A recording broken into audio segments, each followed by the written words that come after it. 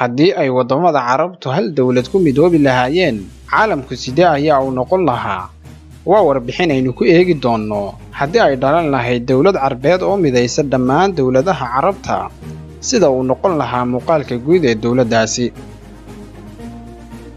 ugu horrayn haddii aynu fiirino dhanka bedka ay ku fadhiyi lahayd dawladdaasi waxa uu noqonayaa 13 milyan oo kiiloomitir laba jibaaran, taasi oo ka dhigaysa dawladda ugu bedka ballaadhan ee adduunka marka laga soo tago Ruushka.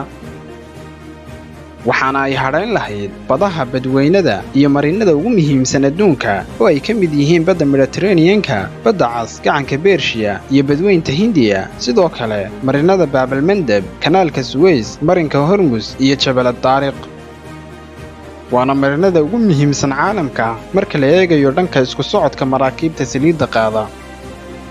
haddii aynu ka eegno tirada dadka ku nool waxay noqon lahaayeen 410 milyan oo qof, waxaana ay ka dhigi lahayd waddanka saddexaad ee ugu tirada badan marka laga soo tago Shiinaha iyo Hindiya. dhanka ciidamada iyo awoodda military, dalkan waxa uu yeelan lahaa wadarta dhammaan ciidamada waddamada carabta oo waxa ay kor u dhaafi lahayd ilaa 4 milyan oo qof. tani waxay ka dhigi doontaa inuu yahay ciidanka ugu badan abid ee adduunka soo mara xataa taariikhii hore. ciidanka ayaa haysan lahaa hubka ugu tirada badan leh, waxaana ay noqon lahaayeen tirada diyaaraduhu 9,000 oo diyaaradood iyo tiro taangiya oo gaadhaya ilaa 18,000, sidoo kale 9,000 oo helikabtar ah ama diyaaradaha qumaatiga u kaca iyo 51,000 oo gaadiidka ciidamada ah. wadarta dakhliga qaranka ee dawladdan ayaa waxa ay noqon lahayd ilaa 2.75 trilyan oo dollarka Maraykanka ah, waxaana ay noqon lahayd dawladda afraad ee ugu dakhliga badan leh adduunka. celceliska dakhliga muwaadinka ayaa wuxuu sanadkii noqon lahaa 7,124 dollarka Maraykanka ah. dawladdan dhalatay waxay la kulmi doontaa caqabado iyo dhibaatooyin badan oo waaweyn oo haddii ay xal u hesho ay ka mid noqon doonto quwadaha adduunka ugu waaweyn si aan muran lahayn.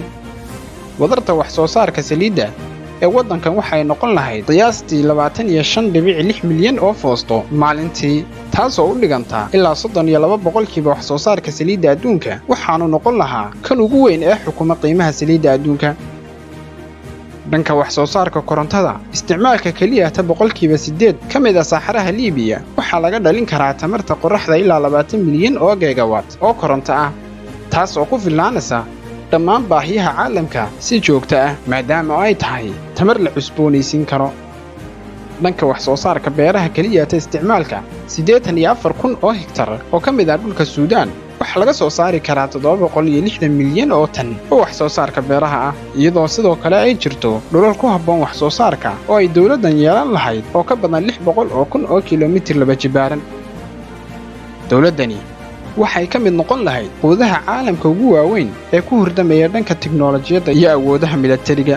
dawladda tan waa suurayn iyo sawir aynu ka bixinay haddii ay dhalan lahayd dawlad noocaasi, balse hadda aanu ifafaalaheygii muuqan.